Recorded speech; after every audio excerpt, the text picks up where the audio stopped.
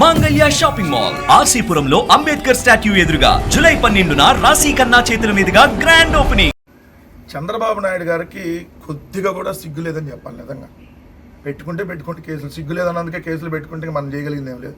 ప్రతిరోజు విష ప్రచారమైన లిగిసిన దగ్గర నుంచి పడుకునేదాకా కొద్దిగా కూడా సిగ్గు అనిపించలేదా? ఇక్కడ చూడండి, గంజాయి డ్రగ్స్ రౌడీజంపై ఎట్టి పరిస్థితుల్లో రాజీ పడ్డంట. సిగ్గు లేదా? డ్రగ్స్ ఎంపీని పక్కన పెట్టుకొని ఏం మాట్లాడుతున్నావు నువ్వు? నీ పార్టీలో ఒక ఎంపీ డ్రగ్స్ తీసుకొని పట్టుబడితే అతను అలానే నీ పక్కన పెట్టుకొని నువ్వు ఈరోజు డ్రగ్స్ గురించి మాట్లాడితే అట్లా? గంజాయి అమ్ముతున్నారు కూటమి ఎమ్మెల్యేలు కొంతమంది, ఈస్ట్ వెస్ట్ గోదావరి జిల్లాల్లో కూటమి ఎమ్మెల్యేలు. ఏది నువ్వు తీసుకున్నటువంటి చర్యలు? ఇంకా రాజీ పడ్డంట ఎట్టి పరిస్థితుల్లో. డ్రగ్స్ తీసుకునే ఎంపీని పార్లమెంట్కి పంపించేదాకా రాజీ పడవా? కొద్దిగా సిగ్గు లేదు చెప్పడానికి.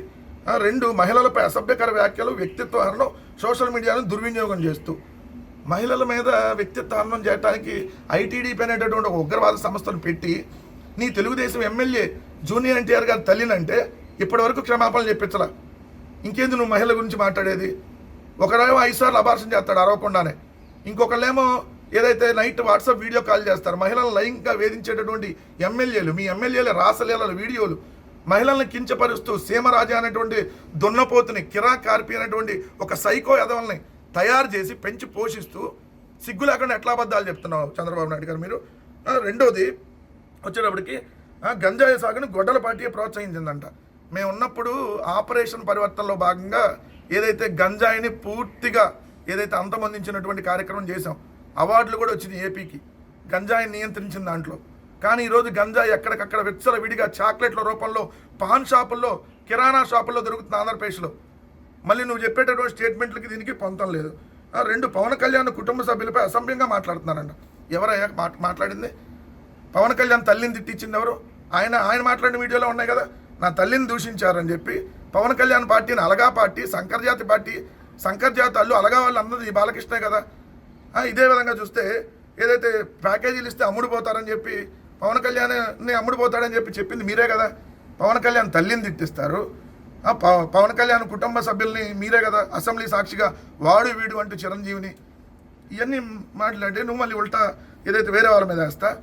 2 సోషల్ మీడియాను దుర్వినియోగం చేస్తూ ఆ పార్టీ నేతలు స్టూడియోలు పెట్టి ఫైనాన్స్ చేస్తూ ప్రోత్సహిస్తున్నారంట. వెళ్దామా చంద్రబాబు నాయుడు గారు? సవాల్ విసురుతా ఉన్నా మీకు. మీ తెలుగుదేశం పార్టీ హైదరాబాద్ ఆఫీసులో ఎన్ని యూట్యూబ్ పెయిడ్ ఛానల్స్ మీరు నడుపుతున్నారో సవాల్ చేద్దామా? సవాల్ విసురుతున్నా, వెళ్ళొద్దామా? మా ఆఫీస్ నుంచి ఒక్క ఛానల్ కూడా నడవట్లేదు, మీ దగ్గరికి వెళ్ళి చూద్దామా? సో మేము ఎవరిని పెంచి పోషించాలా? ఏదైతే ప్రశ్న యూట్యూబర్కి వైఎస్ఆర్ కాంగ్రెస్ పార్టీకి సంబంధం లేదు, ప్రొఫెసర్ నాగేశ్వర్ గారికి వైఎస్ఆర్ కాంగ్రెస్ పార్టీకి సంబంధం లేదు. కానీ ఏదైతే మీరు పెట్టినటువంటి తప్పుడు కేసు, దేశద్రోహం కేసు ఉందో కేసు పెట్టడం తప్పు. సో దాని మీద మేము ఏదైతే అలాంటి కేసులు పెట్టడాన్ని సమర్థించట్లేదు కాబట్టి దానికి మేము ఆ విషయంలో నిలబడ్డాము. అంతే తప్ప మీలాగా మెయిన్ స్ట్రీమ్ మీడియాని 2 పత్రికలు, ఒక 10 శాటిలైట్ ఛానళ్ళు, ఒక 500+ యూట్యూబ్ ఛానళ్ళు, 100లాది ఫేస్బుక్, ఇన్స్టాగ్రాము పేజీలని, ఇలా పెయిడ్ పేజీలని ₹7 ఎల్లో పే బ్యాచ్ గారు పెట్టుకొని సోషల్ మీడియాలో ఏదైతే విశృంఖలత్వంగా ఏదైతే ఎలా పడితే అలా దారుణంగా ఏదైతే ఏఐ వీడియోలు పోస్టులు చేసి మార్ఫింగ్ వీడియోలు నిన్న నీ ఆఫీస్ నుంచే కదా నడుపుతుంది అతను. మొన్న ఏదో వచ్చి క్షమాపణ చెప్పి నాకు సంబంధం లేదు ఈ కంటెంట్తో, భారతమ్మ గారి మీద, వైఎస్ఆర్సీపీ మహిళల మీద లంబూతులు, సంబూతులు, మీ ఎమ్మెల్యేలు తిట్టిని ఇవన్నీ మర్చిపోయావా? సో ఈరోజు వచ్చి గురువింద కిందకి తన నలుపు తెలియదు అన్నట్టు చంద్రబాబు నాయుడు చేసేటటువంటి వ్యవహారాలన్నీ ప్రజలకు తెలియవనుకొని ఆయన వచ్చి ఒక నీతిమంతుడిలాగా మాట్లాడితే ఇక్కడ నమ్మేటటువంటి ప్రజలు ఎవరు లేరన్న విషయం గుర్తుపెట్టుకో చంద్రబాబు నాయుడు గారు.